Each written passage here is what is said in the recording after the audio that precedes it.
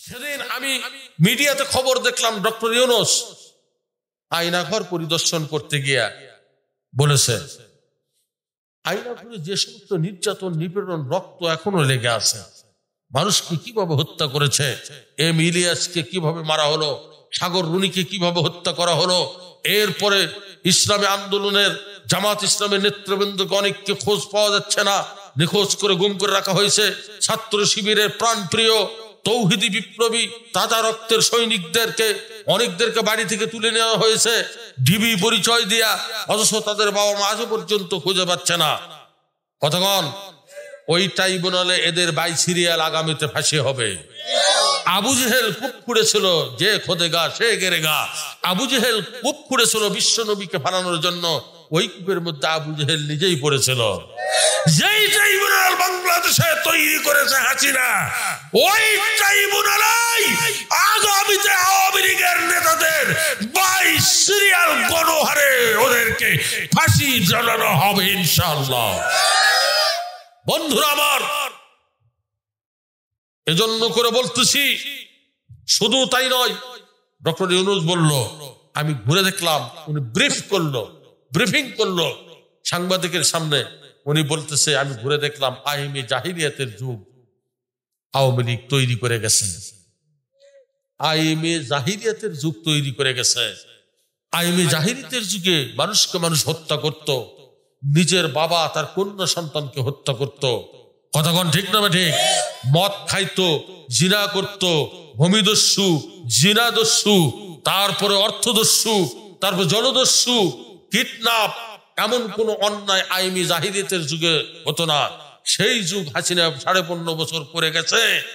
এই যুগকে উঠায় দেয়া কোরআনের স্বর্ণ যুগ আল্লাহ বানায় দেখ, জোরে কোন আমিন। এখন আমরা দোয়ার দিকে যাচ্ছি, সূরা ফাতিহা 3 বার, সূরা ইখলাস 3 বার, আর প্রধান বক্তার হাতে যদি কেউ মসজিদের জন্য 5-10 হাজার, 2-1000 টাকা, 500 টাকা দেন, দিয়ে দোয়া নিয়ে যাবেন। আল্লাহর পবিত্র কোরআনের হাতে নিয়ে বলতেছি, আমি আজিজুল হক জিহাদি বলে গেলাম, যদি কোনো ব্যক্তি 1000 টাকা, আমি বেশি চাবো না আপনাদের থেকে, একজন ব্যক্তি, আমার জন্য না, এই মসজিদের জন্য একটা ব্যক্তি 1000 টাকা দেন, আল্লাহ পাক 1 বছরের মধ্যে আপনাকে 1 কোটি টাকার মালিক বানায় দেবেন। আমাদের বগুড়া, নাম হলো বাবলু মিয়া, গরিব মানুষ, কামলা দিত, ভালো করে শুনেন, 200 টাকা দান করছে মাহফিলে।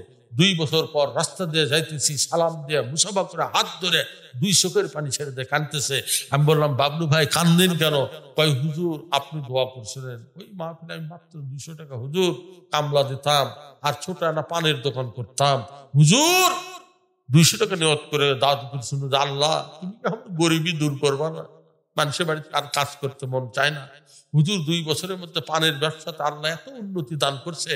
বগুড়া জেলার নিউ মার্কেটে ছাতাপট্টির মধ্যে 3টা দোকান এখন যা 3 কোটি টাকা দাম হয়ে গেছে। আল্লাহ পাক 2 বছরের মধ্যে 3 কোটি টাকার মালিক বানায় দিচ্ছে। 1000 টাকা মজদুর 1 কোটি টাকার মালিক হবেন। এই রকমের শেষ অফার, ডিসকাউন্ট কে নিতে পারেন দেখি, আসেন তো। খালি পরিমণিকলে দৌড়ালে হবে না, উই তো হতো নর্তকী, আর একজন নর্তকী আছে মমতাজ, উই তো হলো কুত্তা মার্কা নর্তকী, উই হলো কথাগণ জিনে, ঠিক না বাটি? এরা হলো কারখানা। কিসের কারখানা? এরা শয়তানের কারখানা। ওরে মুসলিম তুই আজ কেন বসে, চারিদিকে শুধু মা বোনেদের কান্নার আওয়াজ আসে, আবার বিশ্ব আজি ভরে গেছে দেখো মুসলমানের লাশে। ওরে মুসলিম তুই আজ কেন বসে, চারিদিকে শুধু মা বোনেদের কান্নার আওয়াজ আসে, আবার বাংলা আজি ভরে গেছে দেখো মুসলমানের লাশে। ওরে মুসলিম তুই আজ কেন বসে, নাক কান বসাবোবার মতো থাকবি কত কাল, দুনিয়ার ওই স্বার্থের লোভে হইয়া মাতাল। আরে নাক কান বসাবোবার মতো থাকবে কত কাল, দুনিয়ার ওই স্বার্থের লোভে হইয়া মাতাল। আজি তোর চেহারায় বীর খালিদের, আজি তোর চেহারায় বীর খালিদের প্রতিচ্ছবি বাসে। ওরে মুসলিম, ওরে মুসলিম, ওরে মুসলিম তুই আজ কেন বসে। আর মুসলমানের বসে থাকার সময় নাই। মুসলমানের পিঠ দেয়ালে লেগে গেছে, হয় বাতিল থাকবে নইলে হক থাকবে। কুল জাল হক ও জাহাকাল বাতিল, ইন্নাল বাতিলা কানা যাহুকা। 15 পারা সূরা বনী ইসরাঈল। আল্লাহ হকের পথে আছে, মুসলমানদেরকে বিজয় হবে। ও শেরপুরের তৌহিদি বিপ্লবী জনতার কাছে আমি আজিজুল হক জাদি জানতে চাই, এই কোরআন বিজয়ের জন্য যদি রক্ত দিয়ে শহীদ হওয়ার আগে আল্লামা সাঈদীর মতো যদি জীবন দিতে হয়, কারা কারা প্রস্তুত আছে?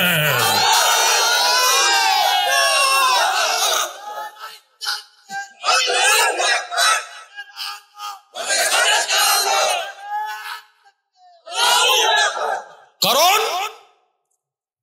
বাংলার জমিন বিপ্লবী জনতা মুসলিমের জমিন।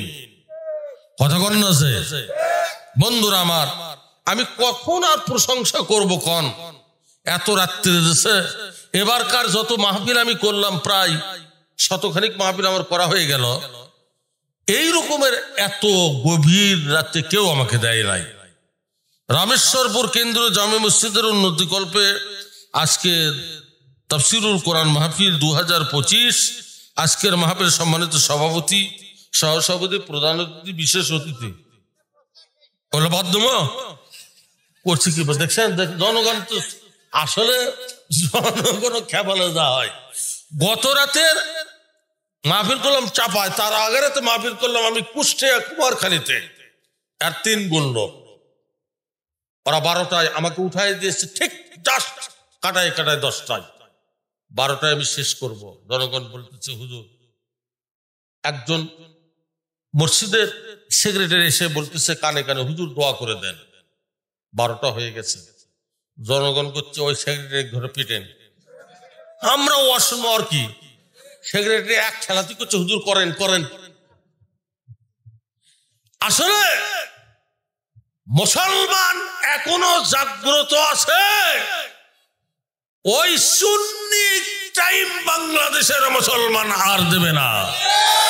ওই সেদুর পড়া শব্দ বেশি, হিন্দু হাসিনা নারী, এই উপরে ছিল মুসলমান, ভেতরে ছিল হিন্দুয়ান। কথা কোন ঠিক না বেঠে? এই জন্য করে বলতেছি মুসলমানদেরকে জাগ্রত হবে, তাহলেই বাংলার জমিনে আগামীতে কালিমার পতাকা সংসদে দেখা যাবে। কথা বলেন বন্ধুরা আমার। আল্লাহর দরবারে শুকরিয়া বলি আলহামদুলিল্লাহ। মানবতার মুক্তির দূত জনাবে মুহাম্মদুর রাসূলুল্লাহ সাল্লাল্লাহু আলাইহি সাল্লাম। আমি যে আয়াত কারিমা তেলাওয়াত করেছি এর থেকে আলোচনা করি সূরা আল ইমরানের 200 নম্বর আয়াত। জোরে বলেন কয়শত নম্বর আয়াত? আমার আল্লাহ পাক বলেন, ইয়া আইয়ুহাল্লাযীনা আমানুসবিরু ওয়াসাবিরু ওয়ারাবিতু ওয়াত্তাকুল্লাহা লাআল্লাকুম তুফলিহুন।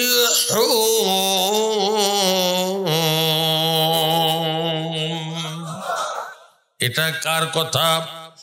আল্লাহর নাম আসতে কেন? জোরে বলেন কার? আল্লাহ পাক বলে, হে ঈমানদারেরা, ইসবিরু তোমরা সবুর করো, অসবিরু তোমরা মুসাবারা করো, অরবিতু তোমরা মোরাবাতা করো। আমি আরবি বলতেছি, বাংলা অনুবাদ না করলে কিন্তু বুঝবেন না। আল্লাহ কয় ইসবিরু সবুর করো। 1 নম্বর এই আয়াতের মধ্যে 3টা শব্দ ব্যবহার করা হয়েছে। 3 জায়গাতে আল্লাহ পাক সবুরের কথা বলেছে। জোরে বলেন কয় জায়গা? আল্লাহ পাক বলে ইসবিরু ইবাদত বন্দেগীতে সবুর করো। আমাদের ইবাদত বন্দেগীতে সবুর নাই। মসজিদে তাড়াতাড়ি করে যায়, পিছে যায়, আগে বাড়ায়। এ হলো মুনাফিকের সর্দার। বন্ধুরা আমার, যদি ইমাম সাহেবের সালাম ফেরাতে দেরি হয়, কতগুলো মুসল্লি আছে পেছন থেকে সিগন্যাল মারে,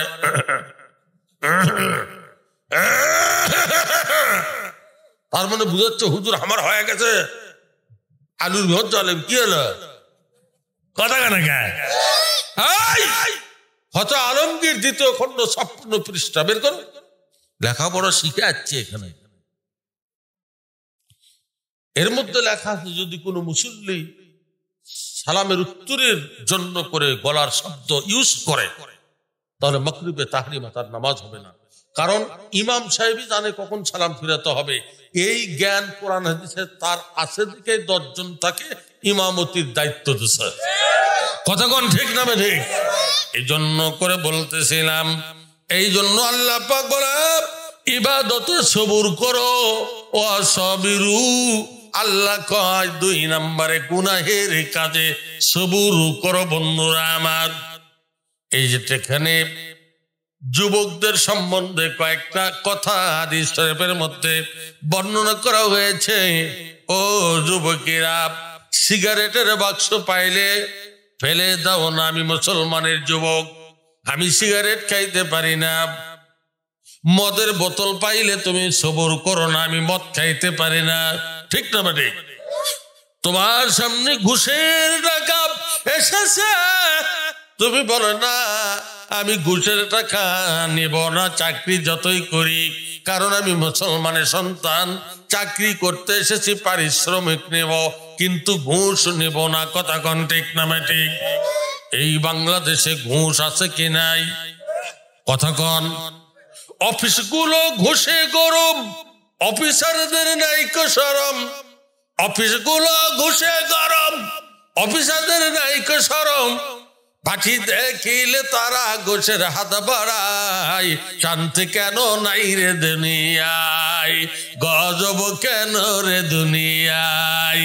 হে বাবু বেবি দেখো বসে নিরালায়, শান্তি কেন নাই রে দুনিয়ায়। জালিমার অত্যাচারী যত, জমির আইল খেলে তত। এই রকমের প্লেয়ার আপনাদের গ্রামত আছে কিনা? জালিমার অত্যাচারী যত, জমির আইল খেলে তত, পরেরটা ছোট করে নিজেরটা বাড়ায়, শান্তি কেন নাই রে দুনিয়ায়। হে বাবু বেবি দেখো বসে নিরালায়, শান্তি কেন নাই রে দুনিয়ায়। কথা কন ঠিক না বা ঠিক? বন্ধুরা, মাথায় কাপড় দেয় না নারী, বুকে পিঠে দেয় না শাড়ি।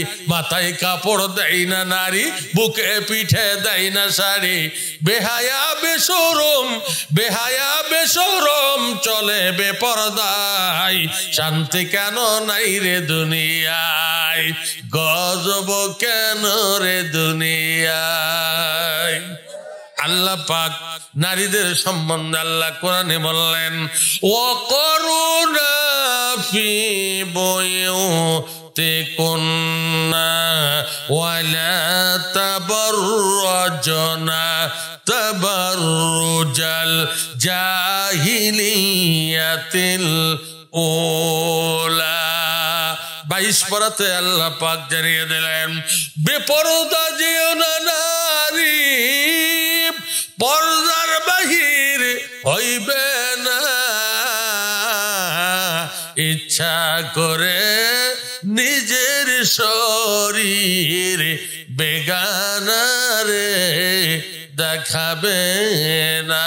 তুমি ঘরের মতন পর্দা করে তুমি বের হও, চাকরি করো, ব্যবসা করো, যাই করো, কিন্তু তোমার পর্দা করে বের হতে হবে। বন্ধুরা আমার, আল্লাহ কয় জাহিলি যুগের নারীদের মতন তোমাদের সৌন্দর্যকে তোমরা প্রদর্শন করিও না, এটা একটা সবরের। বললেন ওয়াসাবিরু, 2 নম্বর তুমি গুনাহের কাছ থেকে সবর করে সরিয়ে থাকো।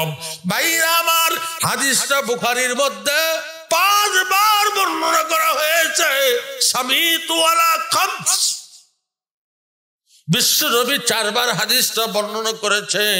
ও দুনিয়ার নারীরা শুনিয়ে রাখো, ও যুবকেরা তোমাদের ওয়াজেটা একটু জানিয়ে রাখো যে একজন যুবক ছিল, বন্ধুরা আমার, নাম ছিল তার, বন্ধুরা আমার, কিফিল।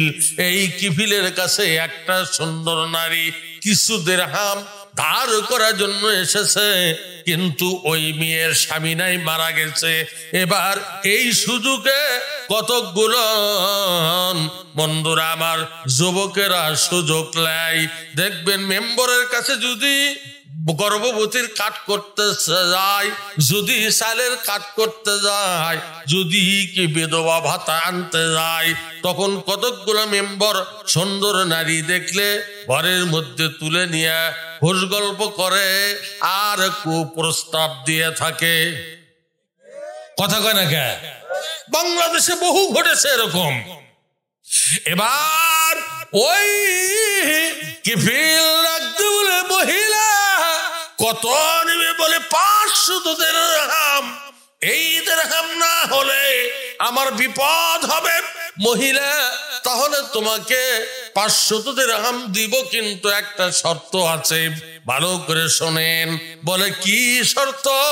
বলে 500 দিরহাম তো আমাকে ফিরে দিতে হবে, এর মাঝখানে আমাকে দেহ দিতে হবে। মেয়েটি দেহ দিতে চাহিয়া রাজি হইয়া 500 দিরহাম নিয়ে এবার ঋণটা পরিশোধ করে আসিয়া এবার দেহ দিতে এসেছে। অন্ধকার ঘরে কাপড় চোপড় খুলেছে, কিন্তু কেউ কাউকে দেখতে পায় না। এমন সময় নারী কণ্ঠের একটা কান্নার আওয়াজ কিফিল নামে জালেমের কানে ভেসে এসেছে। কিফিল দেখে ওই নারীটা সাইডে গিয়ে কাঁদতেছে। ডাক দিয়ে বলে, মহিলা তুমি কি জন্য কাঁদো?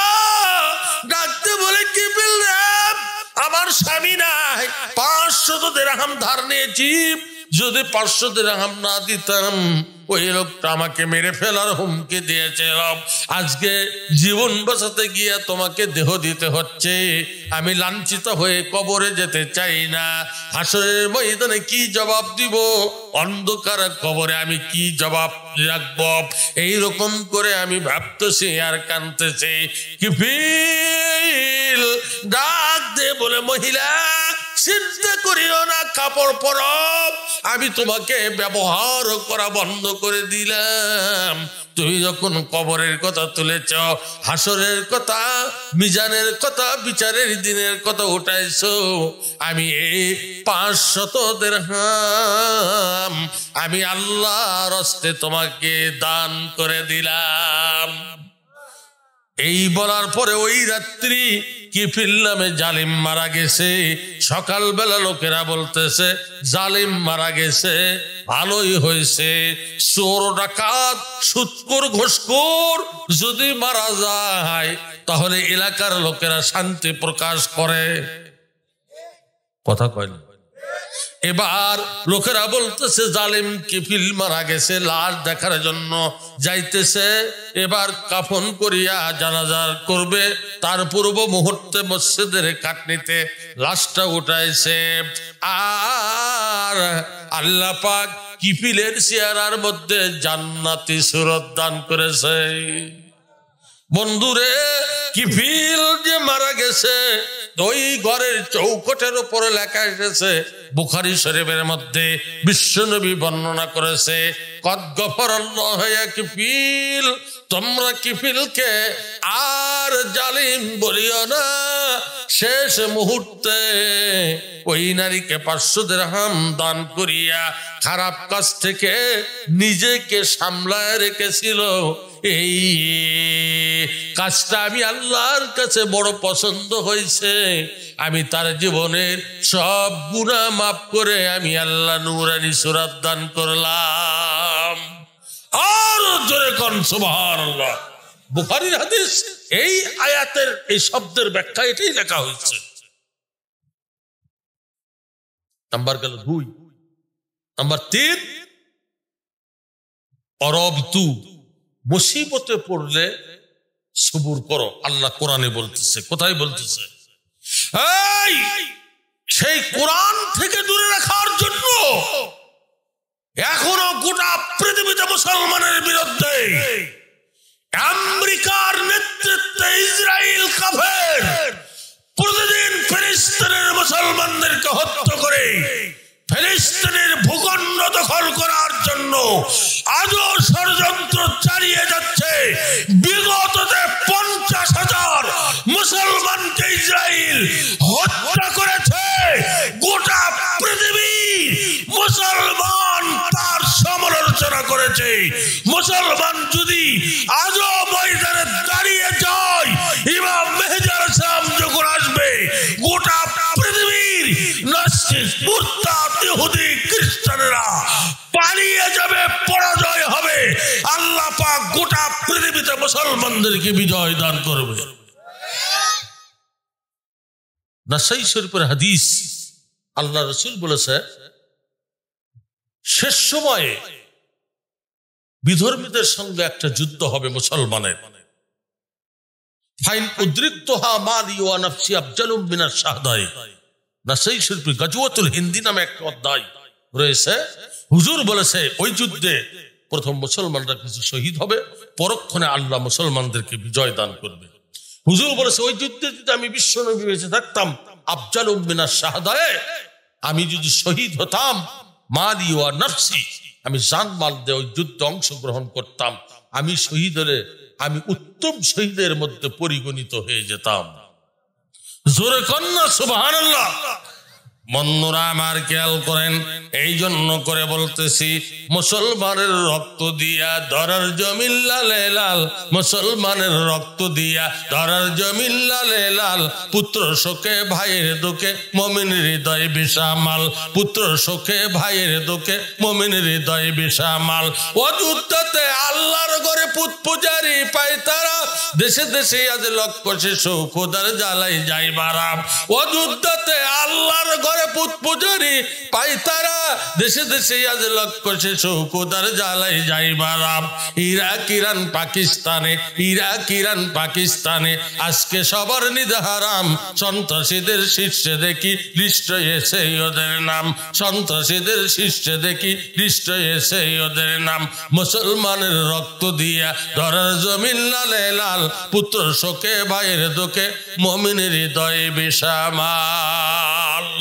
সেই ইহুদিদের দালাল পাঁচটা গোলাম বাংলাদেশে 15.5 বছর বুল্ডোজারের মতন মুসলমানের ওপর নির্যাতন করেছে।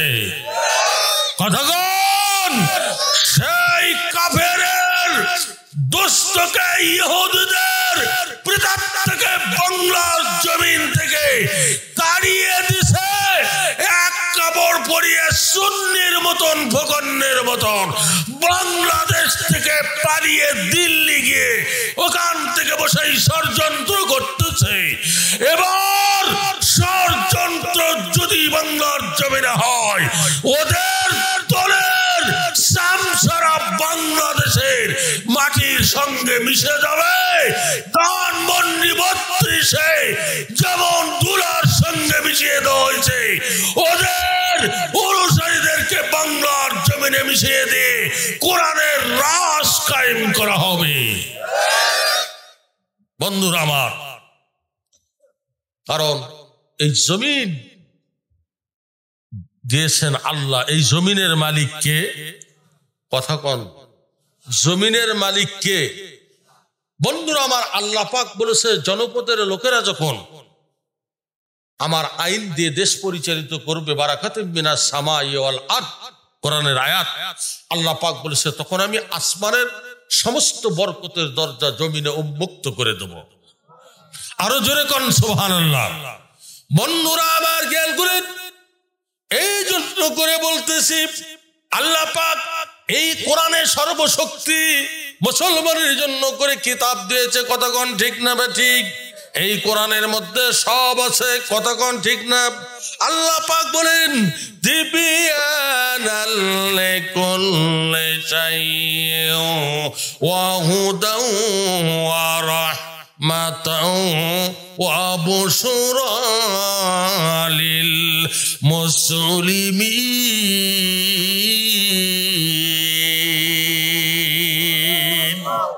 আল্লাহ কয়, কমপ্লিট করা প্রাইভেট পূর্ণাঙ্গ জীবন বিধান করে দিয়েছি। এর মধ্যে দিলাম হেদায়ত, রহমত। এই সুসংবাদ মুসলমানের জন্য আমি আল্লাহ কোরআনে ঘোষণা করে দিলাম।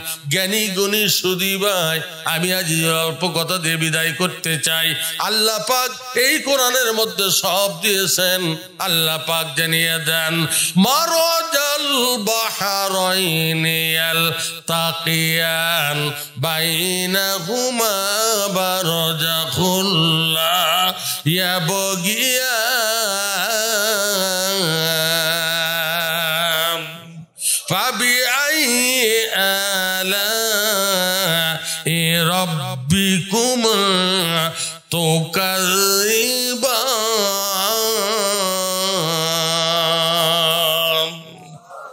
এটা কার কথা? আল্লাহর কথা। যারা আল্লাহওয়ালা, যারা নবীওয়ালা, নবী কামলিওয়ালা, যারা প্রেমিক, তারাই বুঝবে বন্ধুরা আমার, কোরআন সকলকে ভালো লাগে না। আর যারা কোরআনের প্রেমিক, কোরআন ছাড়া অন্য কিছু মজা লাগে না।